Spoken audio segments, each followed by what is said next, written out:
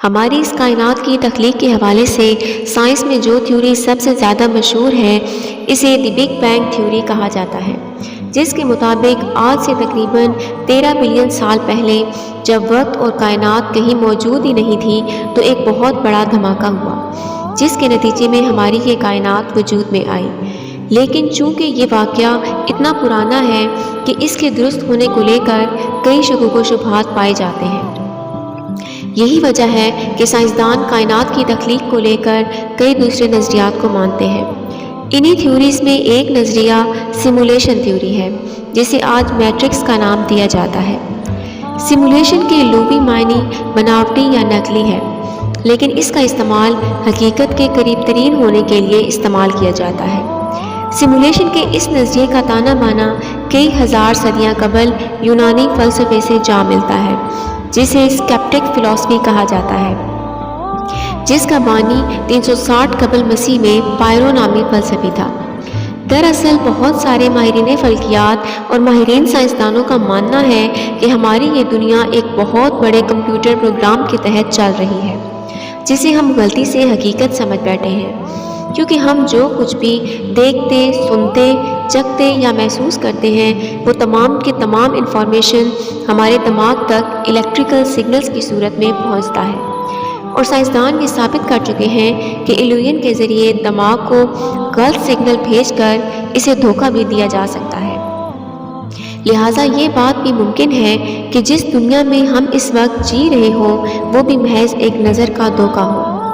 اس بات کو مزید آسانی سے سمجھنے کے لیے خواب کی مثال دی جا سکتی ہے۔ جب ہم خواب کی حالت میں کسی اور دنیا میں خوف، خوشی، درد یا ڈر کی کیفیت کو محسوس کر رہے ہوتے ہیں تو اس وقت ہم اسی خواب کو سچ مان رہے ہوتے ہیں۔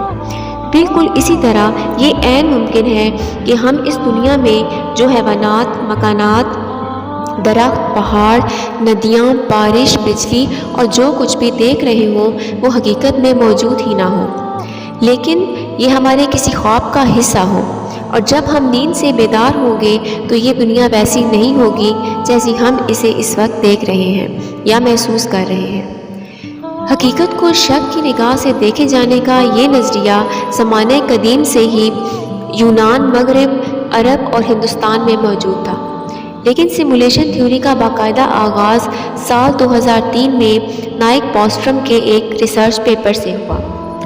آکسفورڈ یونیورسٹی کے اس پروفیسر نے ایک آرٹیکل میں یہ خیال پیش کیا کہ اگر ہماری اس کائنات میں ٹیکنالوجیکل ایڈوانس سویلائزیشن عرصے دراز سے موجود ہے اور وہ سیمولیشن کمپیوٹرز بھی چلا سکتے ہیں تو وہ پھر اس دنیا میں بے شمار سیمولیٹڈ ریئلٹیز ہونی چاہیے جس کے کردار آرٹیفیشل انٹیلیجنس کے حامی ہوں گے، جو خود یہ نہیں جانتے ہوں گے کہ وہ ایک گیم کے اندر موجود ہیں۔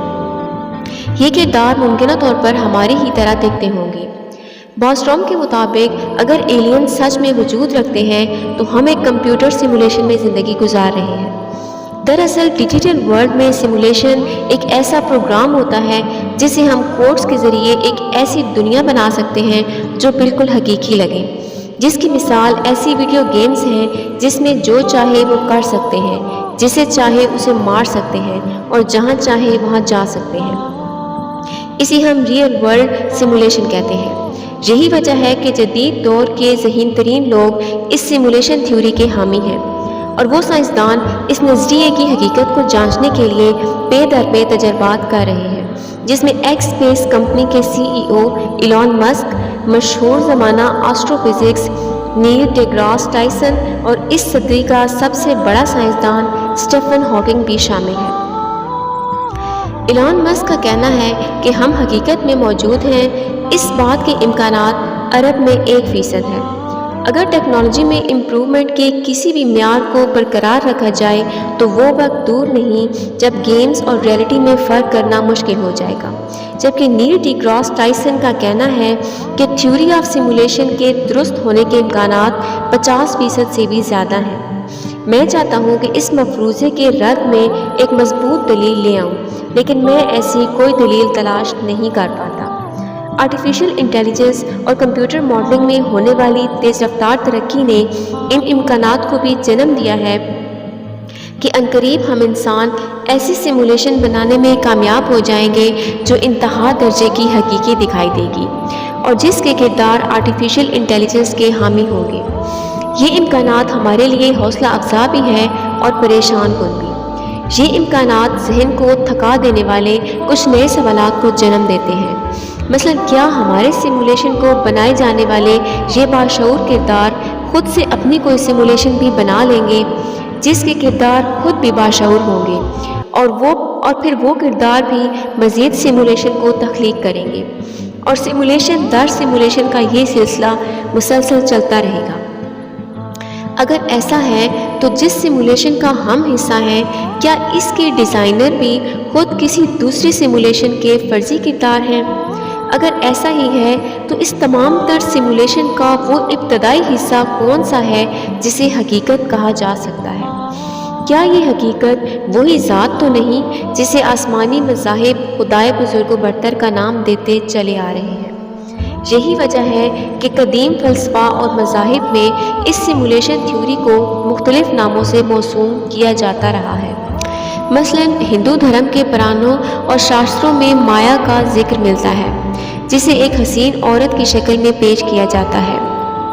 اوپانیش کے مطابق مایا جال اس کائنات کے خالق کی ایک تخلیق ہے جو انسانوں کی آزمائش کے لیے اس دنیا میں پھیلا دی گئی ہے، اور جو کوئی شخص بھی اس مایا جال میں پھنس جاتا ہے اسے کبھی موکش نہیں ملتی۔ مایا دراصل لالچ، شہرت، خواہش اور دوسری بہت ساری شکلوں میں ہمیں اس دنیا میں پھنسا دیتی ہے اور ہم سچے خدا قبول کر اس دنیا کو ہی حقیقت سمجھ بیٹھتے ہیں۔ اسی طرح اگر گوتم بدھ کی تعلیمات کو دیکھیں تو بدھ کے مطابق انسان کا دراصل کوئی وجود نہیں۔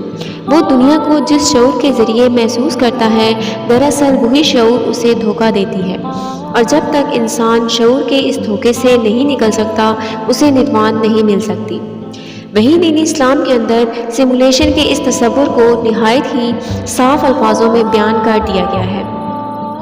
قرآن مجید میں اللہ نے اس دنیا کو صرف ایک دھوکہ اور کھیل تماشا قرار دیا ہے۔ حضرت امام علی علیہ السلام نے دنیا کو ایک فنا ہو جانے والا فریب اور خواب قرار دیا ہے، جبکہ تصوف اور طریقت میں وحدت الوجود کا نظریہ سیمولیشن تھیوری سے کافی حد تک ملتا جلتا ہے، جس میں اہل صوفیہ دنیا کے وجود سے ہی انکار کرتے ہیں اور صرف اللہ کی ذات کو حقیقت مانتے ہیں۔ اس بارے میں مولانا رومی، جامی اور شیخ ابن عربی کی تحریریں نہایت ہی دلچسپ ہیں۔ بہرحال یہ دنیا حقیقی ہو یا سیمولیشن، بالآخر ہمیں اللہ کی طرف ہی جانا ہے، اور اگر سیمولیشن کے اس تصور کو سچ مان بھی لیا جائے تو بحیثیت مسلمان ہم اس بات سے انکار نہیں کر سکتے کہ ان تمام تر پروگرام کا خالق اور ڈیزائنر صرف اور صرف خالق حقیقی اللہ عز و جل ہے۔